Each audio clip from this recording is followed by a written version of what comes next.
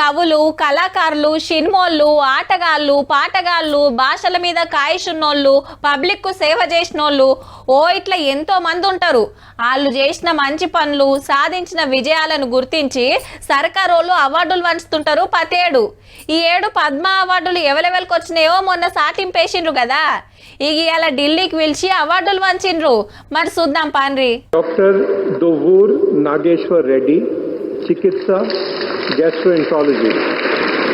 మన హైదరాబాద్ ఏఐజీ దవాఖానా డాక్టర్ నాగేశ్వర్ రెడ్డి సార్కు పద్మ విభూషణ్ అవార్డు ఇచ్చింది రాష్ట్రపతి మేడం. ఇదివరకే పద్మశ్రీ, పద్మభూషణ్ అవార్డులు వచ్చినాయి సార్కు. ఇక ఇటు చూడుర్రి. పద్మభూషణ్ శ్రీ నందమూరి బాలకృష్ణ, కళా ఫిల్మ్ అభినయ్. మంచిగా పంచగట్టుకొని పద్మభూషణ్ అవార్డు తీసుకుంటానికి వచ్చిండు బాలకృష్ణ సారు. తెలుగు కట్టుబొట్టును ఢిల్లీ పెద్దల ముంగట సాటింపేసిండు అన్నట్టు. ఇంటోళ్ళంతా సప్పట్లు కొట్టిండ్రు అవార్డు తీసుకుంటుంటే. అట్లనే తమిళ హీరో అజిత్ కుమార్, శేఖర్ కపూర్ సార్లకు, క్రికెటర్ రవిచంద్రన్ అశ్విన్ కు, హాకీ ఆటగాడు శ్రీజేష్ కు పద్మభూషణ్ వచ్చింది. తెలుగు అవధాని మాడుగుల నాగఫణి శర్మకు పద్మశ్రీ ఇచ్చిండ్రు. బుర్రకథ చెప్పే మిర్యాల అప్పారావు తరపున ఆయన బిడ్డ తీసుకున్నది.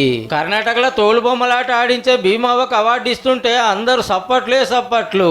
అవ్వకు 96 ఏళ్ళు. మళ్ళా బయట దేశాల సుత ఆడిచ్చిందట.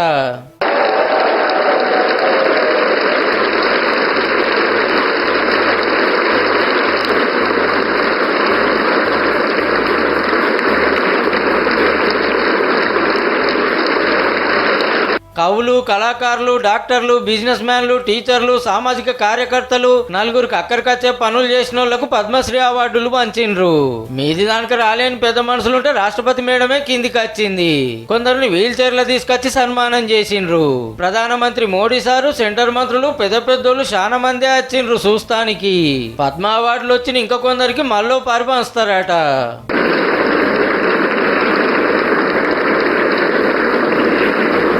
जय जयना चरण बाठारी, कला लोक गायन. श्री गणेश्वर शास्त्री, साहित्य एवं शिक्षा.